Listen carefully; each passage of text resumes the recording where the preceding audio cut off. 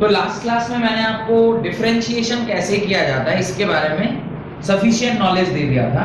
मैं चाहता हूं आप एक सवाल और करें डिफरेंशिएशन के ऊपर, उसके बाद मैं आपको आज इंटीग्रेशन कैसे किया जाता है वो सिखाता हूं, इंटीग्रेशन के कुछ फॉर्मूले और इंटीग्रेशन किस प्रकार से आपको फिजिक्स में हेल्प करेगा वो सारा चीज मैं आपको सिखाता हूं। लिखिए question, the displacement x of a particle, the displacement x of a particle moving in one dimension is related to time as x is equal to under root 2t square minus 3t.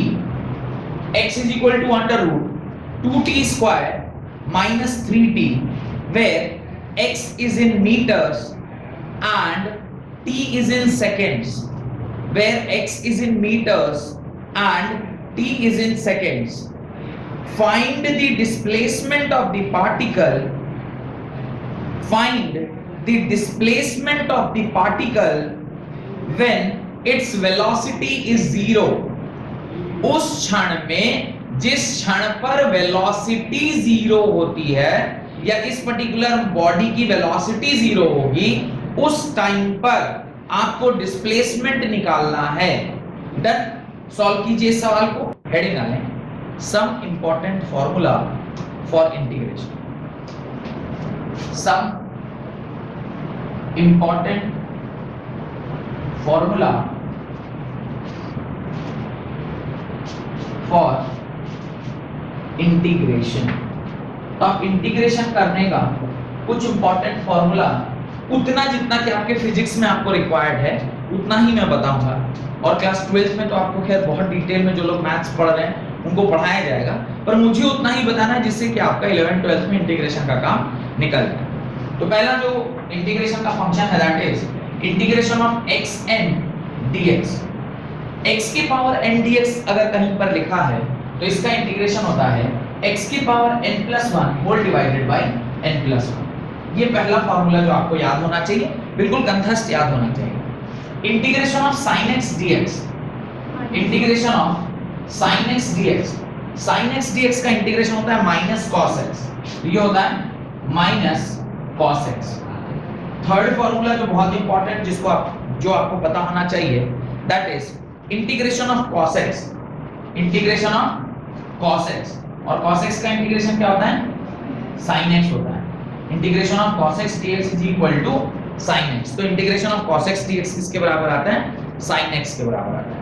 अगला fourth number integration of sec square x, integration of sec square x dx ये किसके बराबर होता है tan x के बराबर होता है। ये भी याद रखिएगा, integration of sec square x dx is tan x and integration of cosec square x dx, integration of cosec square x dx is equal to minus cot x, is equal to minus cot x।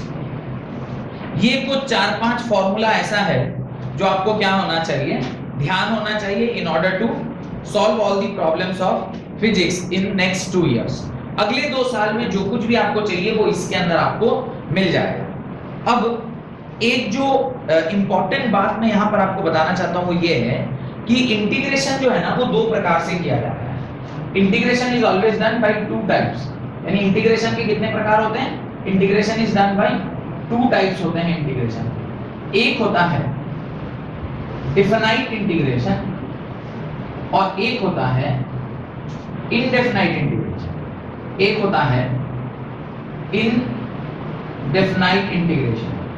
अब देखिए ये सब ऐसे तो maths का content है, maths के teacher आपको और ज्यादा अच्छा पढ़ाएंगे, पर ऐसा कोई इंटीग्रेशन जहां पर लिमिट हो, सपोज करिए x स्क्वायर dx, ये एक इंटीग्रेशन कर रहे हैं हम लोग 0 से लेकर 5 के बीच में। ऐसा अगर कुछ एग्जांपल में हम लोग लिखे हुए हैं, अगर एग्जांपल में ऐसा है तो यहाँ पे चूंकि हमने क्या पुट कर दिया है, लिमिट पुट कर दिया है, तो once we have put the limit it comes under definite integration. Limit put करने और नहीं लिमिट पुट करने में एक छोटा सा डिफरेंस है, तो पहले इसका इंटीग्रेशन देख लेते हैं और तब फिर वो डिफरेंस के बारे में हम लोग डिस्कशन करेंगे। अब जरा देखिए ये क्या है, इसी फॉर्मूले के ऊपर सेट हो रहा है ना, थोड़ा ध्यान से देखिए। x के पावर 2 dx, x के पावर n dx, ये मैच कर रहा है। अब अगर इसका फॉर्मूला भी क्या होता है, x के पावर n plus 1 यानी x के power 2 plus 1 by 2 plus 1 that is x cube by 3 और इसकी लिमिट कहां से कहां जा रही है, 0 से लेकर 5 तक। जब कभी भी लिमिट दिया होता है ना तो आप लिमिट को इस प्रकार से, इसको बोलते हैं लोअर लिमिट, इसको बोलते हैं upper limit. This is lower limit and this is upper limit. आपने दोनों लिमिट पुट कर दिया। अब जरा देखिए 5 का होल क्यूब बाई 3 माइनस 0 का होल क्यूब बाई 3, इस प्रकार से आप लिमिट को पुट किए। 5 का होल क्यूब मतलब ये x के जगह पे आपने एक बार 5 डालना है, एक बार 0 डालना है। जब 5 डाल रहे हैं यानी अपर लिमिट डाला और 0 डाल रहे हैं मतलब लोअर लिमिट डाला। 5 का whole cube is 125 by 3 minus 0 का होल क्यूब इज 0 बाई 3 और अगले स्टेप में ये जो इंटीग्रेशन है इसका आंसर आएगा 125 बाई 3। तो integration x square dx limit goes to 0 to 5, the value is 125 by 3। जब कभी भी आप डेफिनाइट इंटीग्रेशन करेंगे यानी इंटीग्रेशन जब डेफिनिट होगा तो वहां पर कुछ ना कुछ लिमिट दिया रहता है, lower limit as well as upper limit. तो इंटीग्रेट करने के बाद आप उन लिमिट्स को पुट करते हैं और लिमिट पुट करके उसकी वैल्यू को निकाल लेते हैं। ये एक इंटीग्रेशन का मेथड होता है। नेक्स्ट जो मेथड ऑफ इंटीग्रेशन है दैट इज सेकंड मेथड जो है दैट इज डिफिनाइट इंटीग्रेशन के अलावा दूसरा जो मेथड है दैट इज इनडिफिनाइट इंटीग्रेशन। अब देखिए इनडिफिनाइट इंटीग्रेशन में क्या होता है, सेम सवाल x स्क्वायर dx, पर इस बार हम लिमिट नहीं पुट कर रहे हैं। तो लिमिट नहीं पुट करेंगे तो क्या होगा, if no limit is kept तो जो इंटीग्रेशन आता है उसको क्या बोलते हैं, इनडिफिनाइट इंटीग्रेशन। अब इसके अंदर क्या है देखिए, x क्या 2 plus 1 whole divided by 2 plus 1 x cube by 3। लेकिन जैसे यहां पर आपने लिमिट पुट कर दिया, यहां पर आप तो लिमिट नहीं जानते कि क्या वैल्यू आएगा, तो इसके साथ हम लोग एक i पुट करते हैं। अब आप कहेंगे सर ये i क्या चीज है, कोई जानता है what is i? i is constant of integration. i क्या है, i is constant of integration. ये कांस्टेंट ऑफ इंटीग्रेशन के बराबर है। अब बोलेंगे सर ये कांस्टेंट ऑफ इंटीग्रेशन क्या है, उसको समझने के लिए पहले मुझे ये समझ में आना चाहिए कि इंटीग्रेशन होता क्या है, व्हाट इज इंटीग्रेशन। ये तो उसका सब फॉर्मूला हम बता दिए, पर इंटीग्रेशन होता क्या है, इंटीग्रेशन क्या है उसको थोड़ा समझते हैं। ये सपोज करिए कोई ग्राफ है और ये कोई रैंडमली ऐसा करके कुछ फंक्शन एक दिया हुआ है, ये इस प्रकार का कोई एक फंक्शन है, ये इस प्रकार का कोई एक फंक्शन आपको दिया गया है जिसको आपको क्या करना है, इंटीग्रेट करना है। अब वैसे तो थोड़ा सा और एक चीज बताऊं तो आपको थोड़ा और मजा आएगा समझने में। आप देखिए आपने कभी इस प्रकार का अगर मान लीजिए कोई एक फंक्शन दिया हुआ है, this is also one of the function, ये भी एक फंक्शन है। अगर इस प्रकार का कोई फंक्शन है और ये आपको x और ये अगर टाइम दिया हुआ है, this is time axis and this is distance axis, इसको मैं क्या बोल रहा हूं, डिस्टेंस एक्सिस बोल रहा हूं। अब जरा ध्यान से देखिएगा, हम लोग तो अभी नहीं पढ़े हैं पर मैंने क्लास 9 में आपको जरूर पढ़ाया होगा, area under distance time graph, या डिस्टेंस टाइम नहीं बताया होगा, वेलोसिटी टाइम बताया होगा, एरिया अंडर वेलोसिटी टाइम। अगर सपोज करिए वेलोसिटी दिया हुआ है v, area under velocity time graph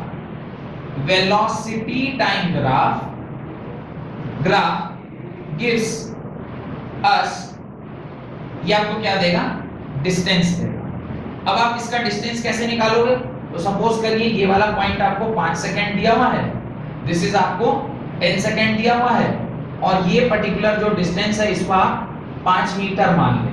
तो आपने ऐसा सवाल जरूर किया होगा कि आपने यहाँ पर एक एरिया ऑफ ट्रापीजियम निकाला होगा, यहाँ पे आपने एरिया ऑफ ट्रायंगल निकाला होगा, इसको माना होगा एरिया 1, इसको माना होगा एरिया 2।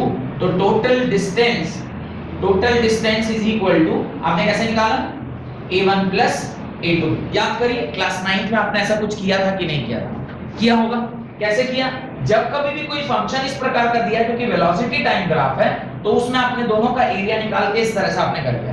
अब इस बार हमें तो जो फंक्शन है वो इतना आसान नहीं दिया गया होगा कि आप उसका area of triangle, area of square, area of rectangle जैसे यूज कर पाए। आपको जो फंक्शन है वो कैसा दिया हुआ है, अजीबोगरीब टाइप का। यहाँ पर तो आप ये वाला कॉन्सेप्ट नहीं लगा पाएंगे ना। मान लीजिए मैं इसे एरिया में डिवाइड भी कर रहा हूँ, तो आप मान लीजिए इस प्रकार से अगर कुछ एक पॉइंट डाल के इसको डिवाइड भी कर लिए, चलिए ये वाला तो निकल जाएगा, इसका क्या करेंगे, ये तो कोई शेप नहीं है। मान लीजिए यहाँ पर आपने ऐसा करके कुछ एक और डाल दिया, ये भी निकल जाएगा, इसका क्या करेंगे, बात समझ आ रही है। तो यहाँ पर भी निकालना तो एरिया अंडर कर लिया, लेकिन यहाँ पर एरिया अंडर कर निकालना हमारे लिए थोड़ा सा मुश्किल है। इस केस में जहां पर जो फंक्शन है जिसको हमें इंटीग्रेट करना है वो थोड़ा आड़ा टेढ़ा है। आड़ा टेढ़ा है मतलब the function is not of this kind, जहां पे स्पेशली ट्रापीजियम, ट्रायंगल, स्क्वायर, रेक्टेंगल ऐसा कुछ नहीं बन रहा है, वहां पे हमारे लिए एरिया निकालना थोड़ा सा मुश्किल हो जाता है। उस केस में आप क्या करते हैं, आप एक छोटा सा एलिमेंट ले लो। आप क्या करते हैं, एक छोटा सा एलिमेंट ले लो। ये आपने क्या ले लिया, एलिमेंट ले लिया। अब जरा ध्यान से देखिएगा, ये आपका एरिया ऑफ एलिमेंट था। अब एरिया ऑफ एलिमेंट जब आप ऐसे करके ले रहे हैं तो इस एरिया ऑफ एलिमेंट में अल्टीमेटली यहां पर ये जो दूरी है इसको आप क्या मानोगे, दिस इज dx और dt, जो भी बोलिए, क्योंकि फंक्शन ऑफ x है तो आप dx बोल रहे हैं। अगर मान लीजिए फंक्शन ऑफ x नहीं होता, टाइम होता, तो dt बोलते हैं।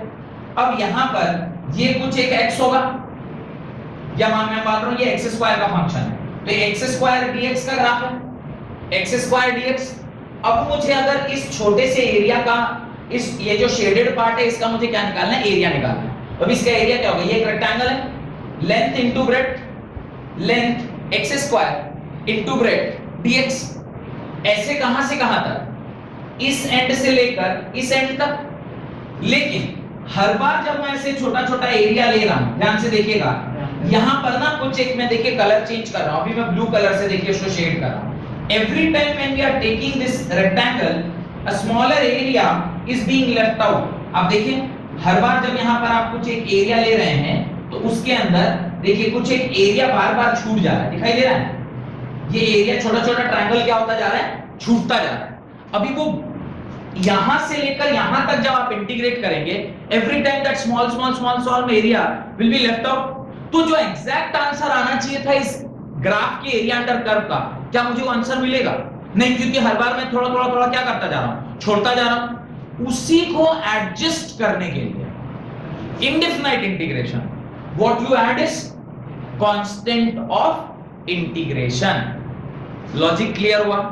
What is integration? Integration is area under curve of any given function. Area of curve कैसे निकालते हैं, लेंथ इनटू ब्रेड्थ से, जो आपने क्लास 9th में किया था।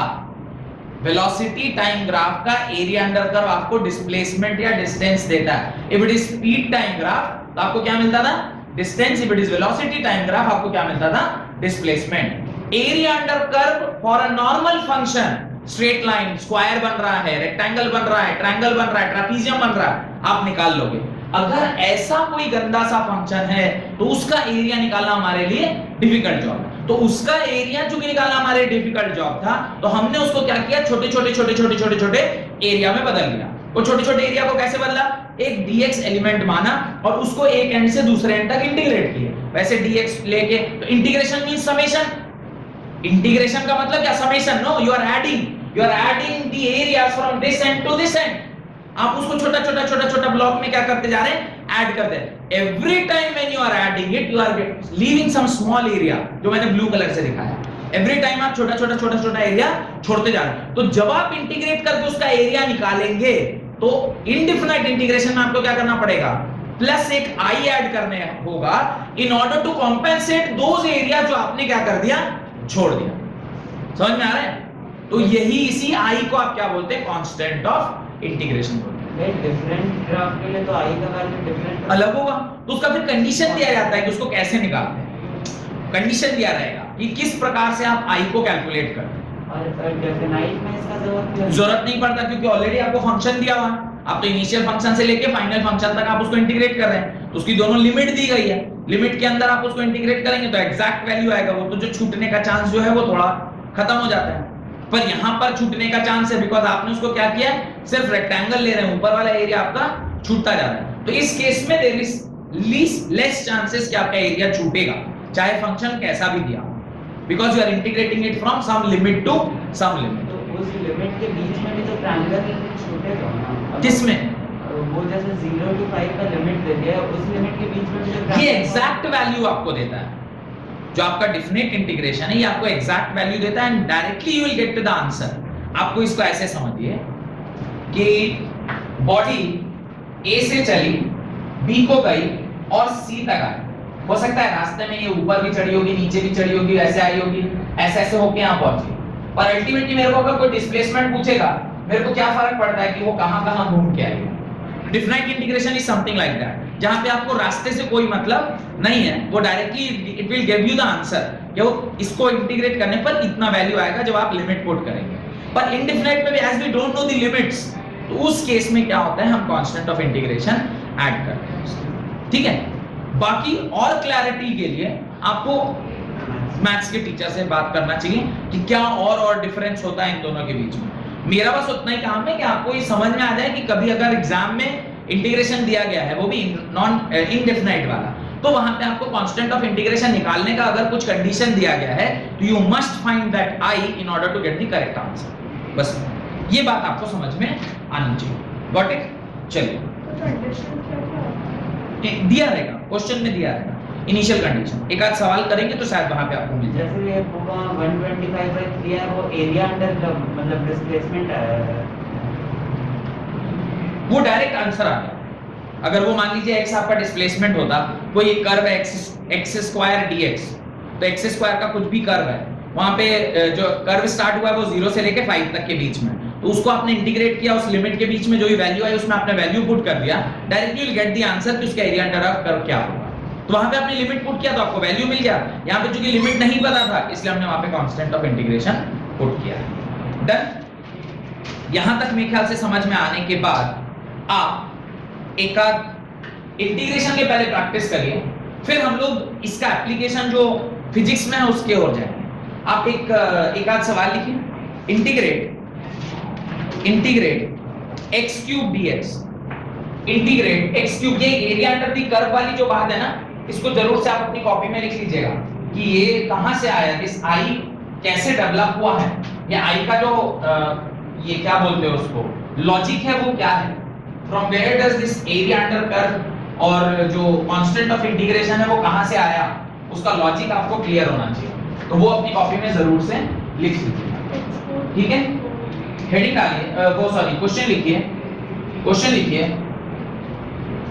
x के पावर 3 dx, x के power 3 dx।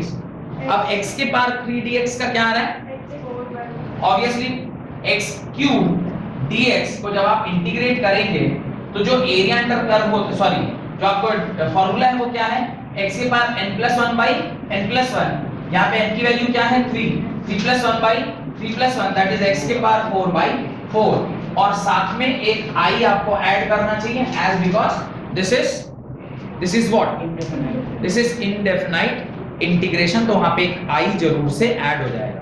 Done?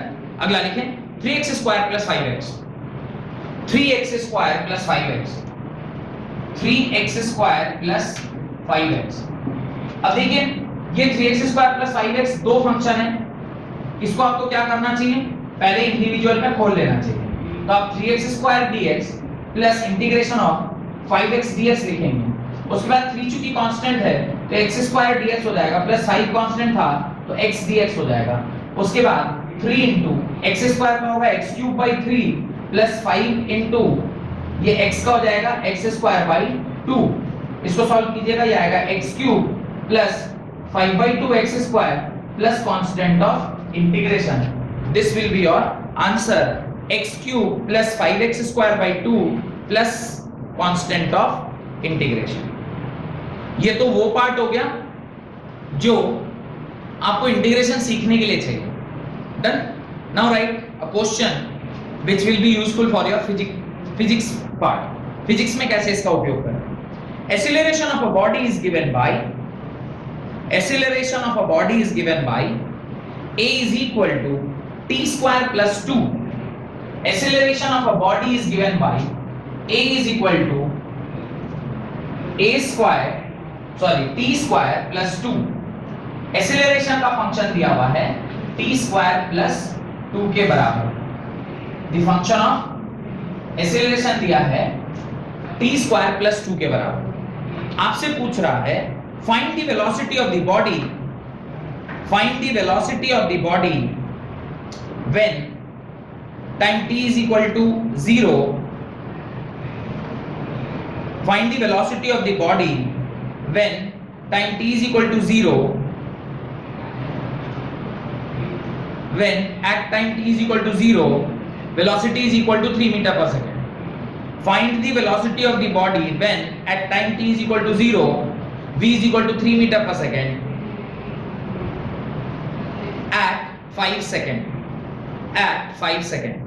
Find the velocity of the body when at t is equal to 0 velocity is 3 meter per second, comma at 5 seconds. तो आपको इस पर्टिकुलर सवाल के लिए वेलोसिटी पता करना है। अब वेलोसिटी क्या होता है पहले तो हमें यही पता होना चाहिए कि वेलोसिटी क्या होता है। तो वेलोसिटी का जो फॉर्मूला होता है वो होता है v is equal to integration of a dt, जो कि एक्सेलरेशन का फंक्शन होता है, मैंने आपको लिखाया होगा dv by dt। अब इसको आप क्या करिए, क्रॉस मल्टीप्लाई कर दिए, तो ये हो गया a dt और ये आ जाएगा dv के बराबर। इंटीग्रेटिंग बोथ दी साइड, हर छोटे छोटे dv को इंटीग्रेट करेंगे तो कैपिटल v आएगा और इस तरफ क्या आ गया, a dt आ गया। तो वेलोसिटी का जो फंक्शन है वो इस प्रकार से पहले आप निकालेंगे। वेलोसिटी इज इक्वल टू क्या होता है, इंटीग्रेशन ऑफ a dt। अब एक्सीलरेशन आपको दिया गया है तो velocity is equal to acceleration into dt। Velocity is equal to acceleration क्या है, acceleration as a function of time आपको दिया गया था t स्क्वायर प्लस 2 और उसको आपने किससे dt के साथ इंटीग्रेट करना है। v इज इक्वल टू आप इसको तोड़ लीजिए तो ये इस प्रकार से टूटेगा, इंटीग्रेशन ऑफ 2dt। अब वेलोसिटी इज इक्वल टू इसका इंटीग्रेशन होगा t क्यूब बाई 3 प्लस ये 2 कांस्टेंट आ जाएगा और ये हो जाएगा t बाई 1 यानी 2t। यानी वेलोसिटी का जो फंक्शन आएगा वो आएगा t cube by 3 plus 2t और प्लस साथ में क्या आएगा, एक कांस्टेंट भी आएगा। वेलोसिटी का फंक्शन ये आ गया क्या, क्वेश्चन मार्क। वेलोसिटी का ये फंक्शन आ गया क्या सबको ही का, ये वेलोसिटी का फंक्शन आया ये dt का इंटीग्रेशन t होगा। अच्छा अच्छा, इंटीग्रेशन ऑफ t के पास 0 dt लिखा हुआ है। 2 मींस 2 into 2 के पास 0, 2 को आप ऐसे लिख सकते हैं ना, तो t के पास 0, मैंने इसमें से 2 कॉमन ले लिया तो क्या बच गया, इसको इसी को थोड़ा सा लिख रहा हूं यहाँ पे, तो आपने इसको क्या लिखा है 2 इंटीग्रेशन ऑफ t के पास 0 dt। अब 2 के पास 0 dt को आप नेक्स्ट स्टेप में क्या लिखेंगे, 2 into t के पास 0 plus 1 by 0 plus 1, इसको क्या लिखेंगे 2 into 0 plus 1 is t के पावर 1 by 1, तो ये क्या आ जाएगा 2t आया नहीं आया, तो ये 2t यहीं से ऐसा है डन। तो अगर कांस्टेंट कुछ लिखा होता तो आप उसके सामने t into 0, t के बाद 0 लिख सकते हैं। तो ऐसे करके आपने ये कांस्टेंट निकाल दिया। अब ये जो हमने किया है इससे आपने वेलोसिटी का function in with respect to time निकाल लिया, टाइम के टर्म्स में आपने वेलोसिटी का फंक्शन निकाल लिया। अब मेरा टेंशन ये है कि उसने बोला 5 सेकंड पे निकालो, बोला है ना सवाल में calculate the velocity at 5 second. तो अगर मैं यहाँ पे 5 सेकंड डालता हूँ, ये i का क्या करें, i तो मुझे नहीं मालूम है ना, वी डोंट नो i। देखिए वहां पे एक कंडीशन दिया हुआ है, क्या कंडीशन दिया है, find the velocity when at time t is equal to 0 velocity is 3 metre per second. चलिए इनिशियल कंडीशन को पुट करते हैं, पुटिंग द इनिशियल कंडीशन, यहीं पे यहीं लिखता हूं, यहां लिखता हूं पुटिंग द इनिशियल कंडीशन। आप क्या कर रहे हैं, पुटिंग इनिशियल कंडीशन, आप इनिशियल कंडीशन को पुट कर रहे हैं। इनिशियल कंडीशन क्या है, v की value is 3 metre per second जब टाइम किसके बराबर है, 0 के बराबर। टाइम के जहां जहां टाइम का टर्म है वहां 0 कर दीजिए और वेलोसिटी कितना है 3 is equal to 0 plus 0 plus i, तो i इज इक्वल टू कितना आ गया 3 मीटर पर सेकंड। अब ये कांस्टेंट ऑफ इंटीग्रेशन का मेरे को क्या मिल गया, वैल्यू मिल गया। Once I know the value of constant of integration, तब मुझे नेक्स्ट क्या करना चाहिए, ये लिख लिया ना सबने, ये फंक्शन कैसे आया। अब मुझे क्या करना चाहिए, अब मुझे पता करना चाहिए कि 5 सेकंड पर क्या होगा आपका वेलोसिटी। तो वेलोसिटी का फंक्शन, अब नया जो फंक्शन आ गया आफ्टर पुटिंग द कांस्टेंट, वो क्या है, v is equal to t cube by 3 plus 2t plus 3। अब आप इसमें वेलोसिटी एट 5 सेकंड निकालो, तो time t is equal to 5 second पे आपको जब वेलोसिटी निकालना है तो आप टाइम की जगह क्या लिख दोगे 5 2 into 5 plus 3 velocity is equal to 125 by 3 plus 10 plus 3 velocity is equal to 125 plus 13 by 3 velocity is equal to 125 plus 39 by 3 velocity is equal to 9 5 14 4 हाथ बचे 6 164 by 3 मीटर पर सेकंड और ये आपका क्या हो जाएगा आंसर। तो मेरे ख्याल से अभी समझ में आ रहा होगा कि किस प्रकार से इसके आंसर को इस तरह के क्वेश्चन में आंसर को आप निकालते हैं। Got it? क्या किया, आपको एक्सीलरेशन का फंक्शन दिया था, आपने एक्सीलरेशन के फंक्शन को इंटीग्रेट करके वेलोसिटी का फंक्शन निकाला। वेलोसिटी के फंक्शन को निकालने में कांस्टेंट ऑफ इंटीग्रेशन आया जिसको इनिशियल कंडीशन को पुट करके, कंडीशन दिया रहेगा सवाल में, ऑलवेज कंडीशन दिया रहता है, इनिशियल कंडीशन को पुट करके आपने कांस्टेंट ऑफ इंटीग्रेशन निकाला, उसका फंक्शन को दोबारा लिखा और सवाल में उसने कहा था कि 5 सेकंड में body velocity of the body क्या होगी, तो 5 सेकंड में velocity of the body 164 by 3 या अगर इसको डेसिमल में लिखेंगे तो 54.6 metre per second, 54.6 metre per second के बराबर होगी। ये आपका आंसर होगा। डन। इसी क्वेश्चन में एक और माने इसी क्वेश्चन में एक और पार्ट ऐड करें, right? Find the position of the same object, find the position of the same object at time t is equal to 3 seconds. Find the position of the same object at time t is equal to 3 seconds given that at time t is equal to 0 x is equal to 5 meter, given that at time t is equal to 0 x is equal to 5 meter, integrate कर। अब ये वाला logic समझ में आया, आपको velocity का function पता चल गया। डन। याद रखिएगा वेलोसिटी को आप क्या लिख सकते हैं, देखिए velocity is written as dx by dt लिखते हैं, इसको क्रॉस मल्टीप्लाई करिए, क्रॉस मल्टीप्लाई करिएगा तो क्या होगा v dt is equal to dx, both side integrate करिए, इस छोटे छोटे x को इंटीग्रेट करके कैपिटल X आएगा और इस तरफ क्या आ गया v dt, यानी x is equal to integration of v dt, this is the function of displacement। या तो अभी मैं साइड में लिख देता हूं, एक्सीलरेशन जब dt के साथ इंटीग्रेट होता है तो क्या मिलता है वेलोसिटी, और डिस्प्लेसमेंट निकालने के लिए वेलोसिटी के फंक्शन को इंटीग्रेट करना पड़ता है। ये दो फॉर्मूले इंटीग्रेशन के, और डिफरेंशिएशन में याद रखिएगा वेलोसिटी निकालते हैं dx by dt से और एक्सीलरेशन निकालते हैं dv by dt से। ये दो डिफरेंशिएशन है, ठीक है? तो डिफरेंशिएशन में क्या रिलेशनशिप है, डिफरेंशिएशन में रिलेशनशिप है आप गिवन जो डिस्प्लेसमेंट फंक्शन है उसको जब with respect to time differentiate करते हैं तो यू गेट वेलोसिटी, जब वेलोसिटी के with respect to time differentiate करते हैं तो यू गेट एक्सीलरेशन।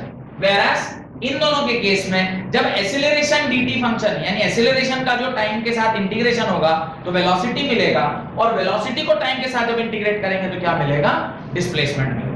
अभी यहां पर यही लॉजिक अपने को लगाना है। अभी मुझे डिस्प्लेसमेंट चाहिए, displacement x is equal to integration, velocity का फंक्शन क्या दिया हुआ है t³ / 3 + 2t + 3 dt। अब x इज इक्वल टू 3 भाग में से तोड़ लीजिए, t³ / 3 dt plus integration 2t dt plus integration 3 dt। अब x इज इक्वल टू, जरा ध्यान से देखिए यहाँ पे 1/3 कांस्टेंट है, मैं बाहर निकाल लेता हूँ, ये क्या हो जाएगा t4/4, कोई दिक्कत, प्लस 2 कांस्टेंट है बाहर निकाल लेता हूँ, ये हो जाएगा 2^2, कोई दिक्कत, यहाँ पे 3 कांस्टेंट है मैं बाहर निकालने और 3t हो जाएगा। अब यहाँ से जो जो कट पिट रहा है उसको काट दीजिए, ये आ जाएगा t⁴/12 plus t² 3t plus some constant i1, क्योंकि i ऑलरेडी आप इस सवाल में एक बार यूज कर चुके हैं तो अब आपने क्या कर दिया i1 यूज कर दिया।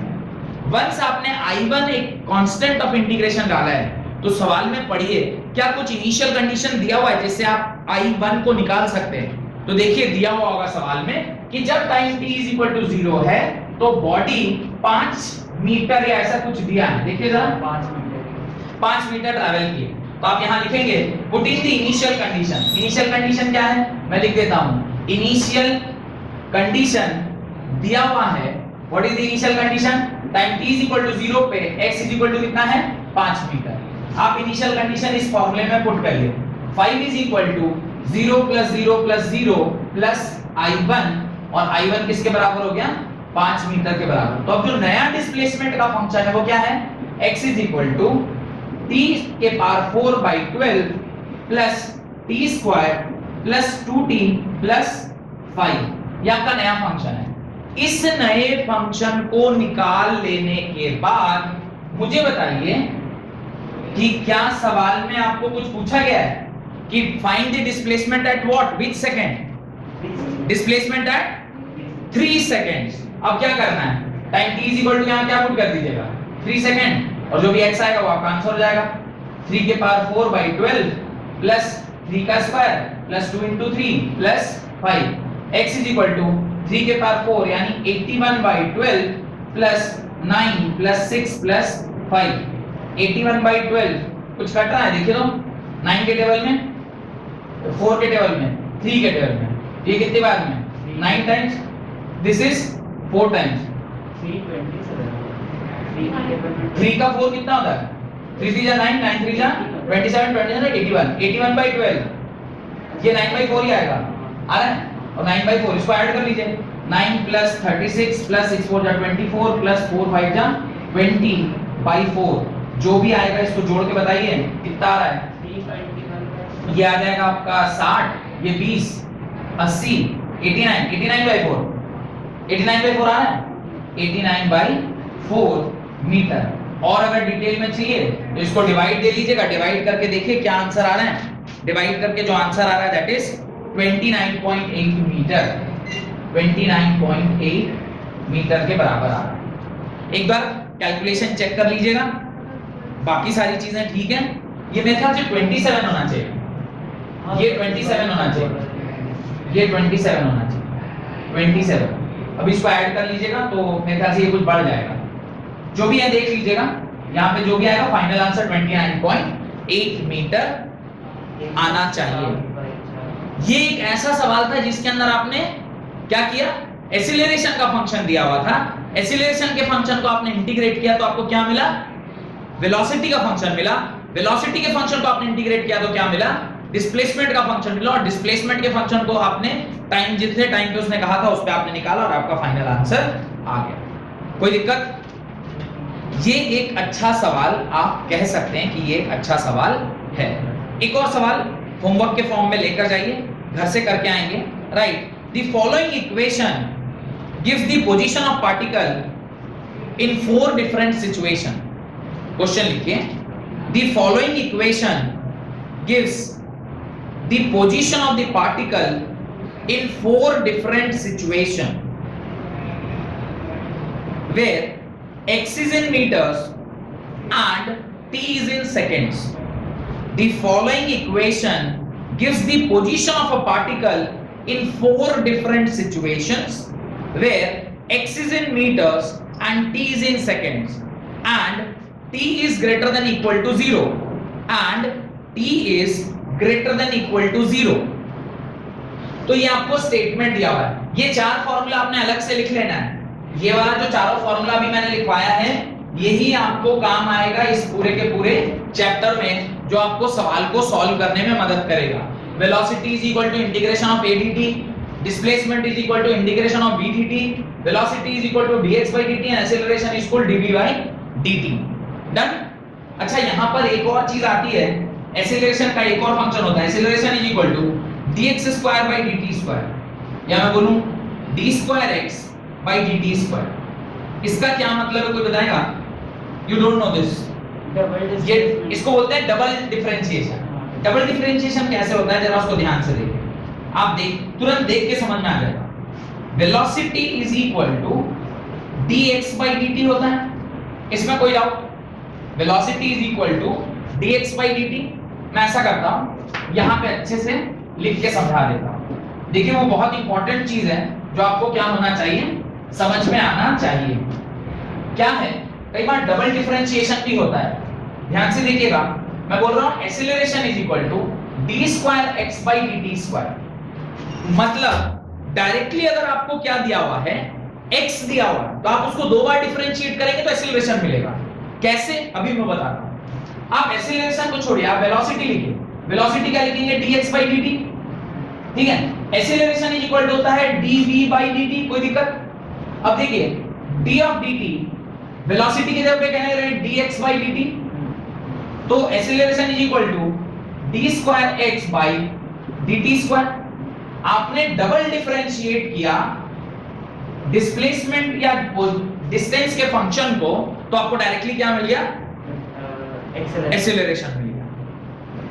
आपका डिस्टेंस का फंक्शन एक बार डिफरेंशिएट होता है तो वेलोसिटी मिलता है, उसको एक बार और डिफरेंशिएट करते हैं तो एक्सीलरेशन मिलता है। अगर डायरेक्टली आपको वहां से यहां पहुंचना है तो आप उसको डायरेक्टली दो बार डिफरेंशिएट करो, प्रोसेस वही रहेगा, पर ये भी एक्सीलरेशन का एक फॉर्मूला होता है जो आपको पता होना चाहिए कि आपने उसको डिफरेंशिएट किया कितनी बारी, दो बारी, और एक बार डिफरेंशिएट करेंगे तो क्या होगा, एक्सीलरेशन का ये भी एक फॉर्मूला होता है dv/dt। तो वेलोसिटी का फंक्शन अगर पता है तो आप एक बार डिफरेंशिएट करेंगे तो काम चल जाएगा, और अगर मेरे को डिस्प्लेसमेंट का फंक्शन है तो दो बार डिफरेंशिएट करेंगे तो आंसर आ जाएगा।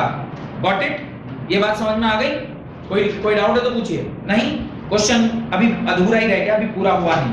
The following equation gives the position of the particle in four different situations where x is in meters and t is in seconds at time t greater than equal to 0. t कैसा है, t is greater than equal to 0 है। अब चार function जो दिए गए हैं उसको मैं बोर्ड पर लिख रहा हूं। ये सारी बातें आप लिख चुके हैं, इसे मैं मिटा रहा हूं। चारों फंक्शन को देखिए मैं बोर्ड पर लिख रहा हूं। पहला जो फंक्शन है, the first function is x of t is equal to 3t minus 2। Second function है x of t is equal to minus 4t square minus 2। Third function जो दिया गया है x of t is equal to 2/t square, और fourth function जो है वो दिया हुआ है x of t is equal to minus 2। इस प्रकार से आपको चार फंक्शन दिए गए हैं। तो आपको क्या लगता है, सवाल पूरा हो गया और कुछ लिखवाना चाहिए? आगे देखिए, इन विच सिचुएशन, ये चारों फंक्शन को ध्यान से देखिएगा। अभी मुझे इसको पता करना है, क्या पता करना है, in which situation is the velocity of particle constant. In which situation the velocity of the particle is constant. चार में से कौन सा ऐसा सिचुएशन है जिसमें वेलोसिटी क्या रहने वाला है, कांस्टेंट रहने वाला है। नेक्स्ट लिखिए, in which situation velocity is negative। in which situation velocity is negative। velocity क्या आने वाला है, नेगेटिव आने वाला है। in which situation velocity is uniform। Third लिखिए, in which situation velocity is uniform। next, in which situation velocity is non-uniform। in which situation velocity is non-uniform। Next, in which situation velocity is 0। मैंने 5 bit लिखवाया। In which situation velocity of the particle is constant, in which situation velocity of the particle is negative, in which situation velocity of the particle is uniform, in which situation velocity of the particle is non uniform, and in which situation the velocity of the particle is 0।